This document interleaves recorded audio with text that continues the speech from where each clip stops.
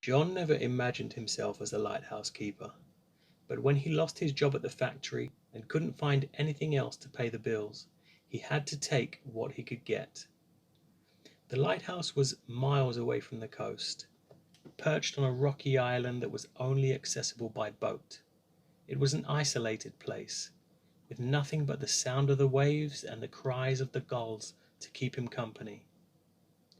As John climbed the winding staircase to the top of the lighthouse, he couldn't help but feel a sense of unease. The stairs creaked beneath his feet, and the wind howled outside, rattling the windows in their frames. He had been up and down these stairs hundreds of times before, but tonight was different. Tonight, he felt like he was being watched.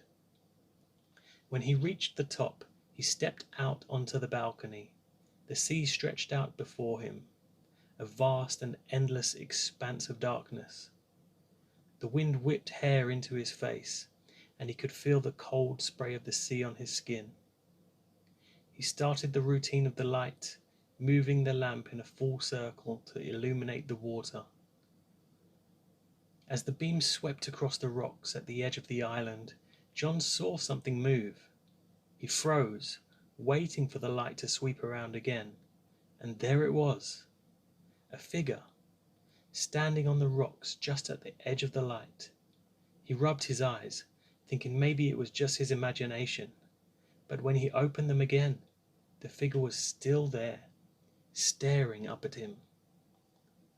His heart pounding in his chest, John stumbled back into the lighthouse and closed the door behind him. He leaned against it for a moment, trying to catch his breath. What was that figure doing there? How did they get onto the island? He couldn't shake the feeling that he was in danger. As the night wore on, John couldn't shake the feeling of being watched. He started seeing movement out of the corner of his eye, hearing strange noises in the darkness.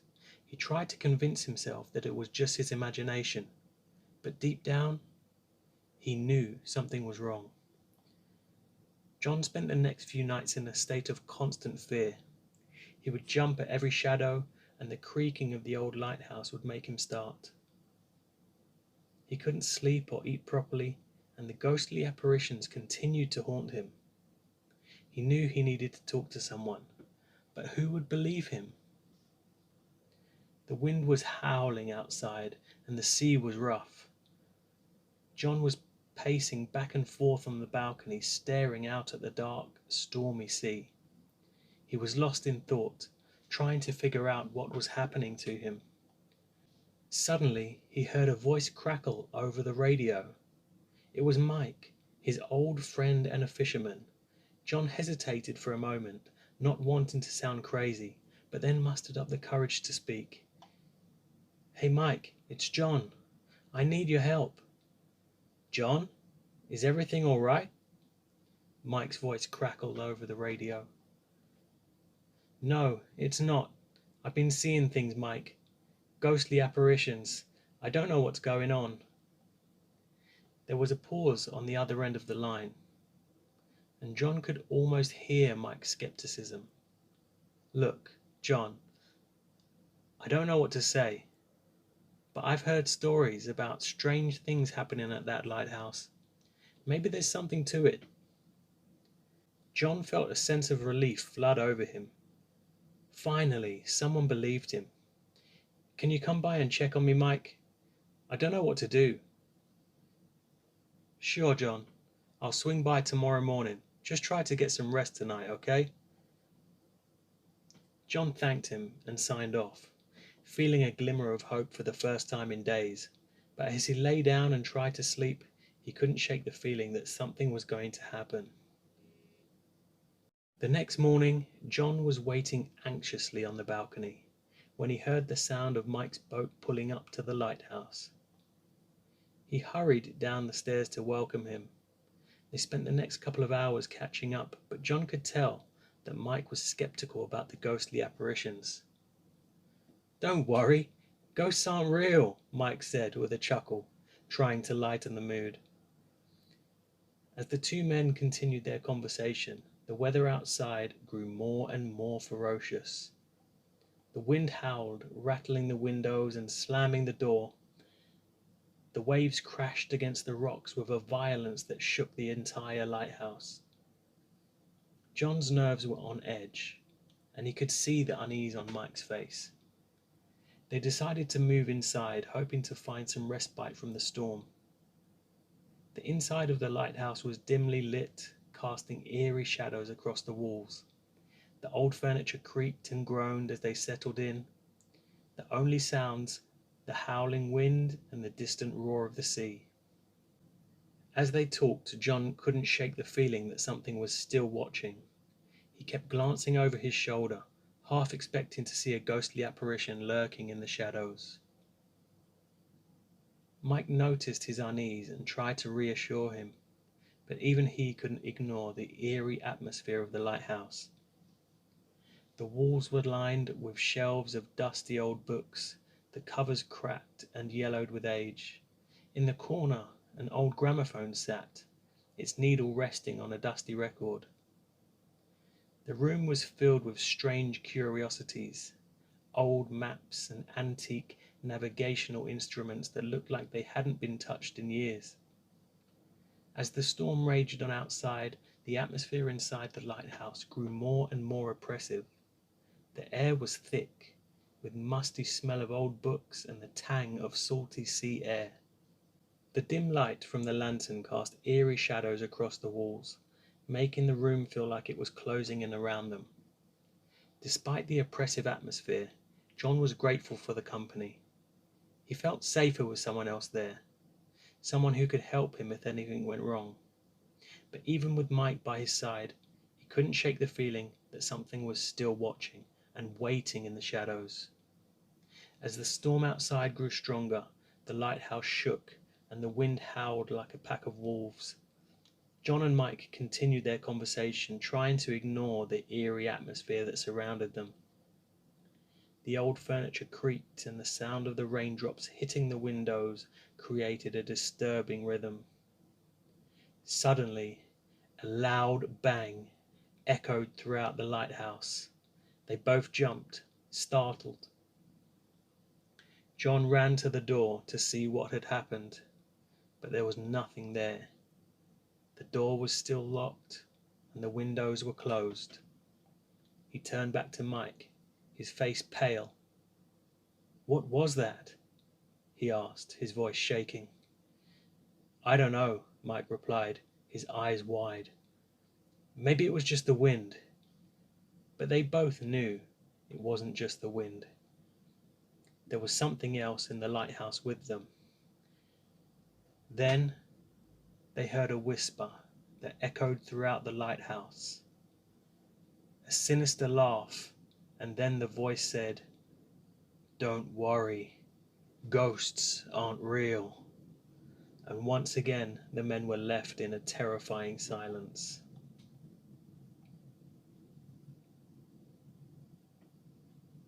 The storm outside raged on, and the lighthouse swayed and groaned under its fury. John and Mike tried to ignore the unnerving whispers they heard earlier and settle into a tense silence. The oppressive atmosphere made it difficult for them to think clearly, and they both felt like they were losing their grip on reality. Suddenly, there was a loud crash from outside, and the whole lighthouse shook violently. The men stumbled and grabbed onto each other for support. John could feel his heart pounding in his chest, and they both ran to the window to see what had happened. The sight that greeted them was one of absolute horror. The storm had unleashed its full fury, and waves as high as houses were crashing against the rocky shore, sending spray high into the air. The lighthouse was being buffeted from all sides. Mike tried to radio for help, but the storm had knocked out the signal, leaving them stranded and alone. The realization that they were trapped in the lighthouse hit John like a ton of bricks, and he began to panic. He knew they had to find a way to get out. They both ran up the stairs to the top of the tower, hoping to find some way to signal for help. But as they stepped onto the balcony, they they saw the storm was too fierce for anyone to come to their aid. The rain was lashing down in sheets, making it impossible to see more than a few feet in front of them. John and Mike huddled together, trying to come up with a plan, but their thoughts were interrupted by a blood-curdling scream that echoed throughout the lighthouse. They both froze, their hearts racing, as they tried to locate the source of the noise. As they listened intently, they could hear the sound of something dragging itself up the stairs. It sounded like it was getting closer and closer, and John's heart was pounding in his chest. He reached for his flashlight, but it was nowhere to be found. Suddenly, a shadowy figure appeared at the top of the stairs and moved into the room. It was indistinct and blurry, but John could see that it was moving towards them, its eyes fixed on them with a terrifying intensity. Mike tried to reason with the figure, but it was like it couldn't hear him. It continued to advance, and John could feel his terror mounting. But then he remembered the old signal flares that were stored in the lighthouse, and he knew it was their only chance. They both ran back down the stairs, their hearts pounding in their chests, and made their way to the storeroom. But as they reached for the flares, they realized that they'd been tampered with. The flares were old and rusted, and some of them were missing altogether. As they frantically searched for anything that could help them, they heard the sound of scratching at the door. They both froze, their eyes fixed on the door. As the scratching grew louder and more insistent, in that moment they both felt that they were going to die. The storm was too fierce, and they were too far away from the coast. But then John had an idea. He grabbed a rusty old wrench and held it out like a weapon. The door burst open, and the shadowy figure stepped inside. But this time, John was ready. He swung the wrench with all of his might, but as he tried to deliver the blow, his arm was stopped mid-swing, the spirit still standing in front of him, staring at him intensely, just before fading away and leaving the men again in a terrifying state of helplessness.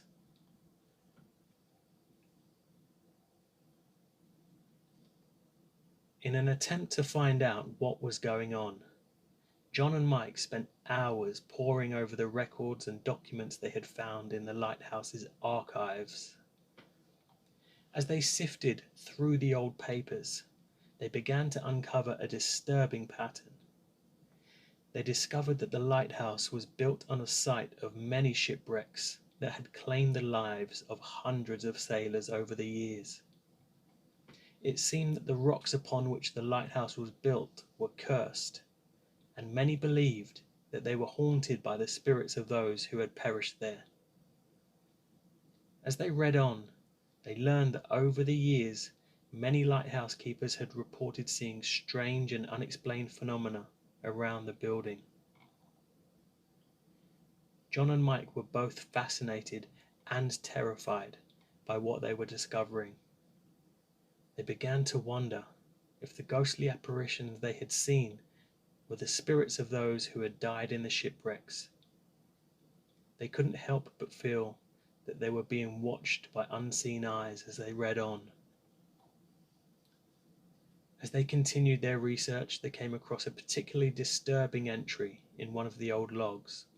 It spoke of a lighthouse keeper who had gone mad and taken his own life, driven to despair by the incessant howling of the wind and the isolation of the place. But they knew the lighthouse keeper must have been seeing the same spirits that were tormenting them. The entry went on to say that his body had been discovered hanging from the rafters of the lighthouse tower, and that his ghost was said to haunt the building to this day. John and Mike shuddered as they read the words, and they couldn't help but feel a sense of foreboding. They both knew that they were in a dangerous and precarious situation, and that they needed to find a way out before it was too late. John and Mike feel an eerie chill that seems to seep into their bones. The air is thick with the smell of salt and sea, and the sound of the storm outside is deafening. They move slowly and cautiously, afraid of what they might encounter. Suddenly, a noise echoes through the lighthouse, causing them both to jump in fright. It sounds like slamming of a door, but they know there's no one else in the building. They exchange nervous glances, knowing that they are not alone. They make their way up the spiral staircase to the top of the lighthouse once again, where the light is housed. They hope that they will find the answers there, but as they climb higher and higher, the wind picks up and threatens to push them off the narrow steps. Finally, they reach the top, and John starts to speak to the spirits. He calls out to them, asking if they are there and what they want. At first, there's no response, but then they hear a faint whisper on the wind. The voice is cold and chilling, and it seems to come from all around them. John and Mike exchange worried glances, but they are determined to find out the truth. As they continue to speak to the spirits, their fears were confirmed. The spirits of those lost at sea have been trapped there for centuries. John and Mike try to calm the spirits, promising to help them find peace, but their words fall on deaf ears. Suddenly, the room is filled with a cold mist, and the apparitions of long-dead sailors start to appear. The ghosts are angry and vengeful. They start to attack John and Mike. The two men fight back as best they can, but they are no match for the supernatural forces. They hear the sound of ghostly whispers all around them. The voices seem to be coming from every direction, and John can feel a cold, damp breath on the back of his neck. He turns around, but there is no one there. And then they see it. A ghostly ship appears out of the mist, its tattered sails billowing in the wind. It seems to be sinking nearby, and they can hear the screams of the crew as they go down with the ship. John and Mike look at each other in disbelief, realizing that the ghosts they encountered are the lost souls of the shipwrecked sailors. As they stumble towards the exit, they catch a glimpse of a newspaper clipping lying on the floor. It's an old article detailing the tragic sinking of a ship in the waters surrounding the lighthouse, and the loss of all hands on board. It becomes clear to them that the ghosts they encountered were the sailors who never found peace after their untimely demise. Suddenly, a massive gust of wind blows through the lighthouse, sweeping away the mists, and the ghosts are gone with it. John and Mike are left panting and shaken, but they are alive. They realize that the only way to make it out alive is to confront the spirits and help them find peace before the storm passes and they are rescued. They realize that they need to find a way to break the curse that has trapped the spirits on the rocks, but they know that it won't be easy. They have to find a way to calm the angry spirits and help them find peace. As they make their way back down the spiral staircase, John and Mike know that their journey is far from over, but they are determined to see it through, no matter what dangers lie ahead.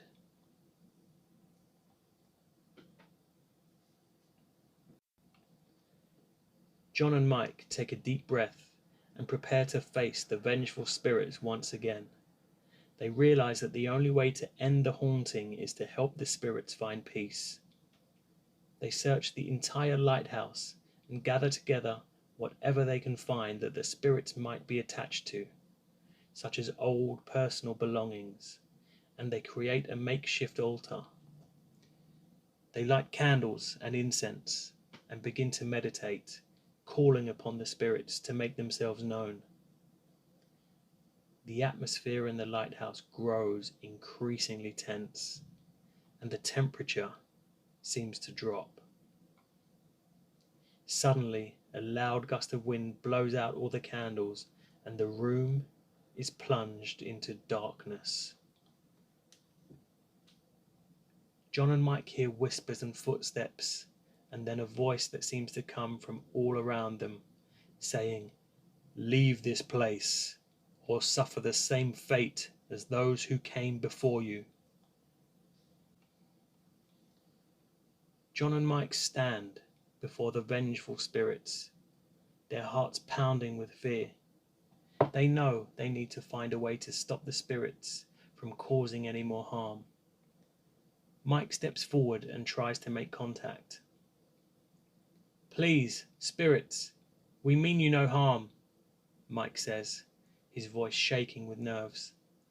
"We know that you've been hurt and that you seek revenge, but please, let us help you find peace." The spirits swirl around the men, their forms distorted and ethereal. John feels the hair on the back of his neck stand up, and he grips his flashlight tightly. "We have learned of your tragic history," John says, his voice firm. "We know that many sailors and lighthouse keepers have died on these rocks, and we understand your pain. But we are here to help you find a way to move on." The spirits seem to listen, their movements slowing down. Mike continues to speak to them, offering words of comfort and understanding. "We know that the lighthouse now stands as a beacon of hope for sailors in the stormy seas," Mike says. "It's a reminder that they are not alone and that they can find safety. Please let us help you see that your deaths were not in vain. The lighthouse now protects others from suffering the same fate as you." As Mike speaks, the spirits seem to calm down. Their forms become less distorted, and at last they fade away.